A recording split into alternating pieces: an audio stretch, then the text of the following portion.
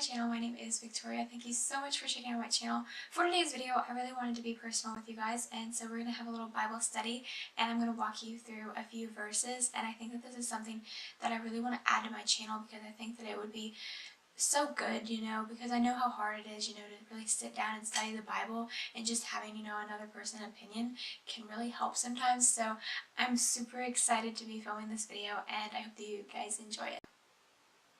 Okay, so I'm going to just get right into it because, I don't know, I'm really excited about doing this. So I'm going to be reading from Philippians 4, and I'm going to start with verse 4.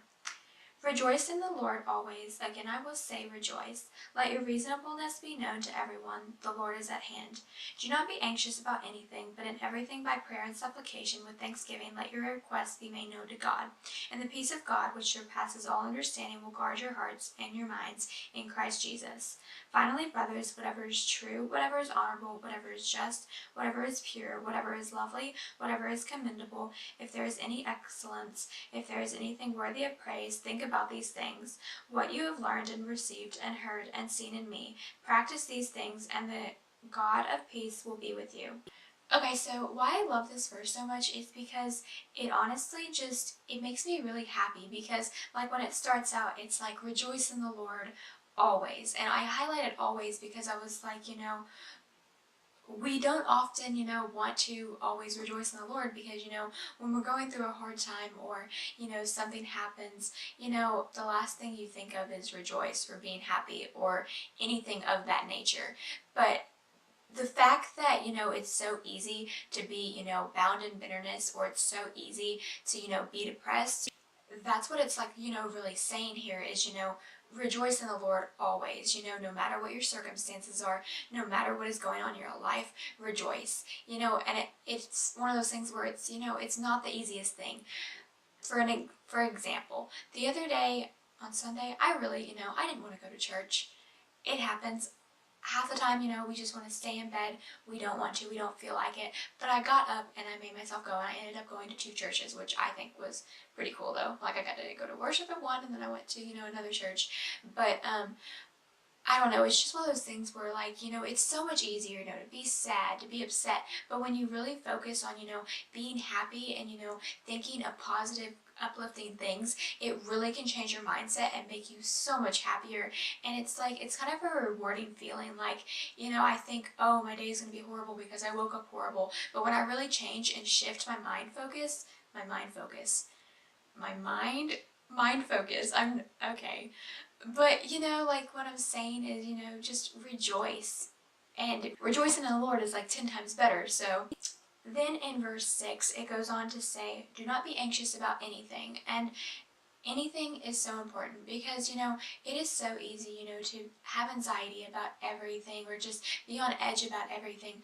But what, Jesus is saying is, you don't need to be anxious about anything because I've got you. I've got you since the day you were born, and I've got, all your friends. I've got you. And I think that that is so important because just from my personal experience, I've dealt with anxiety, and this verse has become so present to me because, it is so easy, to be bound in your anxiety and bound in everything like that. But when you really are like, wait, Jesus says, don't be anxious, I've got you, I got you. So don't worry about anything. But in everything, in prayer, and that is so important. Prayer is a key thing in this verse because, praying is our ultimate, it's one of our, key things in our walk with God, and in our faith is really, we need to pray. And that's something that, we don't really think of is when we're anxious, we don't think, oh, hey, I'm supposed to pray right now, hopefully it'll go away. But when we really are like, hey, I need to pray right now, because this is not from God, anxiety is not from God. And if we really just shift our focus to Jesus every time we're going through a bad moment in our life or anything, and we're really, on edge about something, pray about it. And I promise you, if you really believe, that peace will just surpass everything, and you will be so thankful and just so overwhelmed, and you'll just be like, hey, I got this, I'm good, I don't need to worry. And then it says, but in everything by prayer and supplication with thanksgiving, let your requests be made known to God. And that is so important, that we need to make our requests known to God, because God is like your best friend. He is your best friend. Like, make your requests known to Him, because He wants to know. He wants you to talk to Him. And I think that that's just so cool, is it's like, you know, He wants to talk to you. He wants to hear your voice. You know, He may, know what's going on, but the fact that you're really devoting yourself to Him and you're like, hey, I really need to talk to you, God. I just really need to let out how my day went. And, it doesn't have to be a verbal thing. You can write it down, and you can just write a letter to God and just be like, hey, my day was like this, and I'm just, really asking for, your guidance or something in this situation. And, it also kind of shifts into prayer too. And I think that that is so important, that we really, devote our time to Him and to really be, in His Word. And, then our anxiety will start going away, and we'll really start seeing, hey, this is my weapon, the Word is my weapon. And then it goes on to say, and the peace of God, which surpasses all understanding, will guard your hearts and your minds in Christ Jesus. I've gone through so many situations where, I've really needed to be reassured of that. I remember one time, maybe probably 2 months ago, that I was driving down the road, and I was so upset. Something had happened in my life, and I was just so upset. And I remember driving down the road, and it was something that someone else was doing to me that was making me so upset, and they were saying, horrible things about me, and I was just so upset, and I was crying, and I was just like, I stopped. Like, I didn't stop driving, obviously, but I just stopped, and I was like, hey, this isn't from God. Like, what am I doing? They don't have control over me. This person does not have power over me. And the devil certainly doesn't have power over me. And I think that that is something that happens so much, is, it's like, oh my gosh, I'm so upset. I don't know what to do. And when you really, you're like, wait, Jesus is right here. He got me. And you just have to speak. Because when I had that happen, I was like, no. So I turned on some worship music, and I just kept driving, and I just became so overwhelmed with peace, because Jesus was guarding my heart, and He was just really, He was like, hey, Tori, you just calm down. Like, calm down. I am here, and whatever those people are saying about you, it isn't true, because you know the truth, and you know what I've named you and called you. You were chosen, you are worthy, you are loved, and you do not need to worry about what's going on with them. But honestly, in that moment, it was just one of those things where it's like, God was just like, pray for them. Like, once that peace, surpassed me, and I was, okay, He started saying, He was like, you need to pray for these people that are trying to hurt you, that are trying to make you upset, who are calling you names, who are not, not necessarily not following Him, but who are not, going down the right path of God. You need to pray for these people, because they need it. And it's not like God's like, oh, hey, they need prayer, but it's just one of those things where I was like, hey, they do need it, and it really just became so clear to me, and I was like, yeah, you're right, God. Like, and so I started praying for those people, and I started praying, that words of wisdom would come out of their mouth, that they would not be speaking horrible things to people, that they would not be treating people like they are, because, regardless of if they're only doing it to one person, that's not right. And I just really, sat back and was like, hey, that's not something, we really, want to do, is pray, for our enemies, or pray for people who are mistreating us, or pray for our bullies or whatever, It's not something that we're like, oh yeah, I just want to pray for them. But it's something that is so great and so wonderful, and it's something that we need to do. Like, it's something that we just really need to do. Verse 8 says, finally, brothers, whatever is true, whatever is honorable, whatever is just, whatever is pure, whatever is lovely, whatever is commendable, if there is any excellence, if there is anything worthy of praise, think about these things. This is just so amazing to me, because it's just one of those things, where it's so easy to because I remember when I was in like 7th or 8th grade, when I was super depressed, I would go on Instagram and I would purposely look up, depressing things, horrible quotes, and it did not do anything but make me even sadder, and I would, is sadder a word? I don't know. But, it really, it was making me even worse off, and I wasn't going to Jesus at all. And I think that that's what a lot of us do, is we just are like, oh, we're sad, so let's go fill our cup up with more sadness, because we don't see a light at the end of the tunnel. But let me tell you, there is a light, and let me tell you that you don't need to bound yourself in that horrible darkness, because that is not from Jesus, that is from Satan, and he does not have power over you.